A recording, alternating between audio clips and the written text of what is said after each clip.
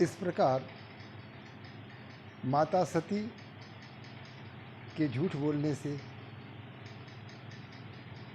और सीता मैया का रूप धारण करने के पश्चात भगवान शिव ने मन ही मन माता सती को त्याग दिया। आकाशवाणी हुई,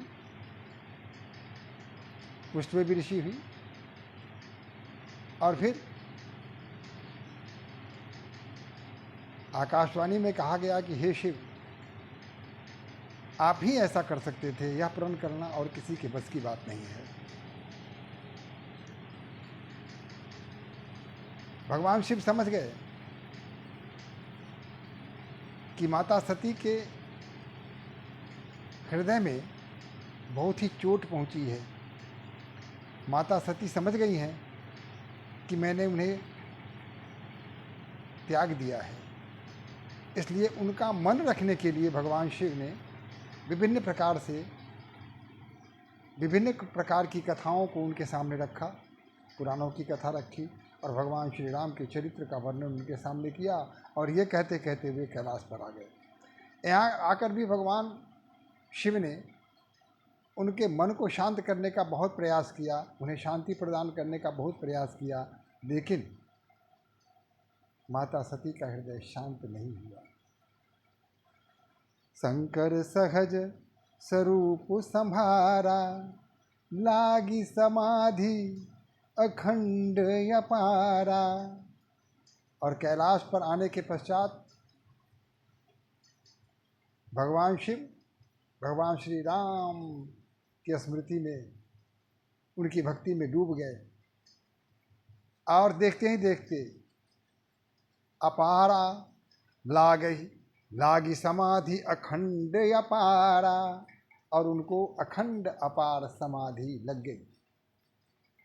अब ऐसी स्थिति में माता सती अकेली पड़ गई। अब उनके सामने यह समस्या हो गई कि समय कैसे बिताया जाए। आत्मग्लानि की चिंता में दिन रात मरने लगी। उनका एक एक क्षण एक एक कल्प के समान बीतने लगा। भगवान शिव समाधि में थे और मैया सती विकल थी, विह्वल थी। वह उन क्षणों को कोस रही थी जिन क्षणों में उन्होंने भगवान शिव के साथ छल किया, भगवान श्री राम की परीक्षा लेने का प्रयास किया। भगवान के स्वरूप को तो वह समझ चुकी थी, फिर भी मन में जो विषाद था वह दूर होने का नाम नहीं ले रहा था। इसलिए उन्होंने फिर भगवान श्री राम की प्रार्थना की कि हे भगवान, कुछ ऐसा करो कि मेरे अंदर का यह विषाद समाप्त हो जाए। भगवान शिव के बिना मैं अपने अस्तित्व की कल्पना तक नहीं कर सकती,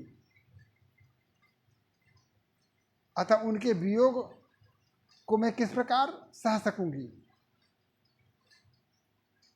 विधि से प्रार्थना करती हैं कि हे ब्रह्मा, आपने भाग्य लिखा है,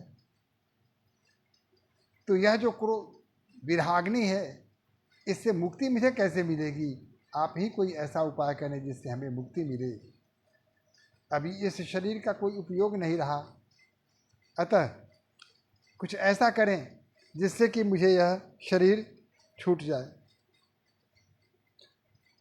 जो मैं प्रभु दीन दयाल कहावा, आरती हरन वेद जसु गावा। आप दीन दयाल हैं, जैसा कि वेद कहता है कि आप दुखियों को दुख को हरने वाले हैं, तो मेरे इस संताप को क्यों नहीं दूर करते हे हरि? मेरे हृदय में जो संताप है इसको भी दूर कर दीजिए। इस तरह माता सरस्वती रात दिन इसी प्रकार भगवान श्री राम के चरणों में प्रार्थना करती रहेगी और अपने समय को भगवान शिव की सेवा में बिताने लगी। ए विधि दुखित प्रजेश कुमारी, अकथनीय दारुण दुख भारी। उनके मन में दारुण दुख था जो छटने का नाम नहीं ले रहा था। अब यही लेकिन जाय शंभुपद बदनु किन्हा सन्मुख शंकर आसनु दिन्हा। कहते हैं कि बीते संवत सहस 87 तजी समाधि शंभु अविनाशी। 8700 वर्ष तक भगवान शिव समाधि में लीन रहे। इसके बाद समाधि से वो बाहर आए, और जब बाहर आए तो राम राम शिव सुमिरन लागे, जाने सती जगत पति जागे।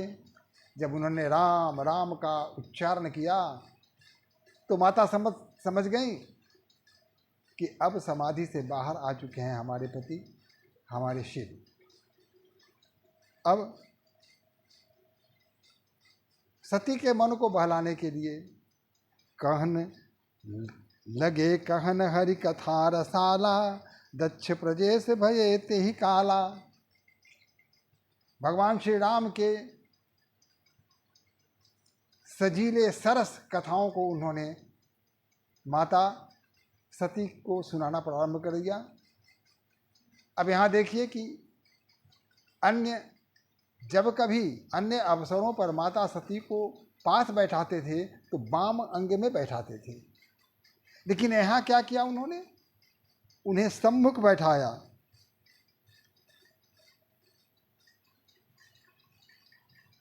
क्योंकि पत्नी का अधिकार उनसे छीन लिया था भगवान शिव ने, और फिर उन्हें सामने बैठा करके एक वक्ता की तरह, कथाकार की तरह उन्होंने सती को श्रोता समझ के उन्हें उस राम कथा प्रारंभ कर दिया, उन्हें सुनाना शुरू कर दिया, प्रारंभ कर दिया। लेकिन उसी समय क्या होता है, दक्ष प्रजेश भये ते ही काला। उसी समय ब्रह्मा जी ने राजा दक्ष को प्रजापति का पद प्रदान किया। अब जब राजा दक्ष प्रजापति बन गए तो उन्होंने एक महान यज्ञ के आयोजन की घोषणा की। विश्व के विभिन्न भागों से जितने भी ऋषि मुनि थे उन सबों को आमंत्रित किया गया। दक्ष को, किन्नर को, नाग को, सिद्धि को और अन्य देवताओं को उन्होंने आमंत्रित किया, और जितने भी ये देवता थे अपनी अपनी अर्धांगिनी के साथ अपने अपने विमान पर सवार होकर दक्ष प्रजापति के घर की ओर प्रस्थान कर गए। हाँ, ब्रह्मा विष्णु महेश इनका वहाँ आगमन नहीं हुआ। अब दक्ष जब प्रजापति बन गए तो पता ना कौन सी बात थी, भगवान शिव को वो पसंद नहीं करते थे। उनकी पूजा अर्चना तो दूर, उन्हें देखना भी नहीं चाहते थे वो। इसलिए सबों को तो आमंत्रित किया लेकिन शिव को आमंत्रित नहीं किया। जब देवता लोग अपने अपने विमान पर चढ़ के अपनी अर्धांगिनी के साथ प्रजापति दक्ष के राज्य की तरफ प्रस्थान कर रहे थे तो उस समय उनकी जो पत्नियां थीं वो मंगल गान गा रही थीं, आनंद में सब जा रहे थे। यह दृश्य जब माता सती ने देखा तो उन्होंने पूछा शिव से कि ये क्या है, ये क्या हो रहा है, ये देवता लोग, ये किन्नर, ये नाग, ये सिद्ध, ये सब कहाँ प्रस्थान कर रहे हैं, अति आनंदित होकर कहाँ जा रहे हैं। तो भगवान शिव ने उन्हें समझाया कि सती, तुम्हारे पिता राजा प्रजापति के पद को प्राप्त किए हैं। अब दक्ष सामान्य व्यक्ति नहीं रहे, प्रजापति हो गए हैं।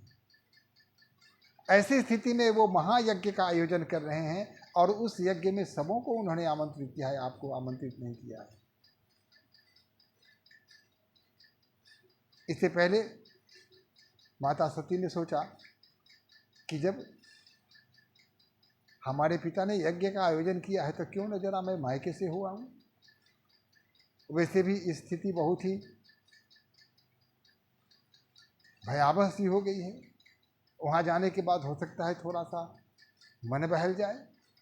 माता, बहनें, पिता, सहेलियों से मिलने के बाद मन में जो बोझ है वह शायद उतर जाए।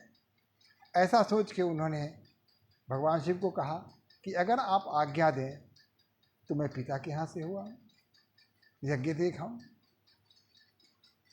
शिव ने कहा कि देखिए, मुझे जान के प्रसन्नता हुई कि आप अपने पिता के घर जाना चाहती हैं, लेकिन उन्होंने आपको आमंत्रित नहीं किया है। हालांकि गुरु के घर, माता पिता के घर, यहाँ जाने में बिना आमंत्रण के भी आप वहाँ जा सकते हैं, लेकिन जब मन में शत्रुता का भाव हो, किसी को अपमानित करने का भाव हो, तो ऐसी स्थिति में वहाँ कदापि नहीं जाना चाहिए। मैं तो यही कहूँगा कि बिना बुलाए आप वहाँ न जाइए। वहाँ आपका सम्मान नहीं होगा, वहाँ आपका अपमान होगा।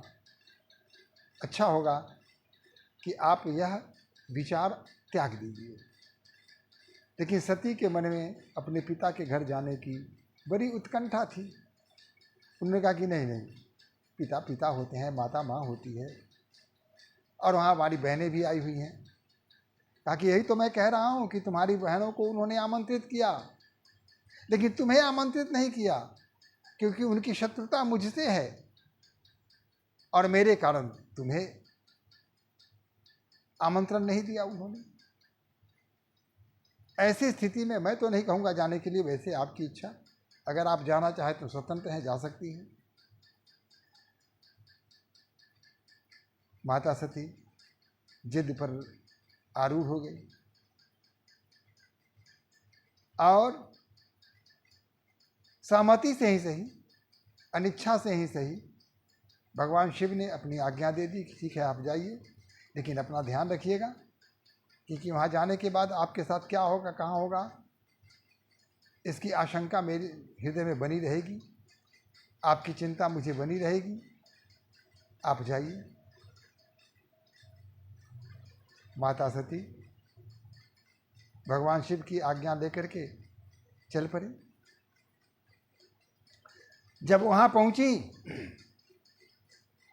तो होता है ना कि कई बहनें हों, और उन बहनों में अगर कोई एक बहन अगर दीनहीन अवस्था में है तो बाकी बहनें अपने ऐश्वर्य का प्रदर्शन बार बार करती हैं। बहनों ने पूछा, सती आ गई? अब देखिए, यहाँ सती आ गई, वो आई, किसी ने प्रश्न किया कि आप आ गई, लेकिन सती से प्रश्न किया गया, सती तुम आ गई और अकेली आ गई, भोलेनाथ नहीं आए। सती को ठेस लगी। पहला धक्का तो यही लगा कि बहनों ने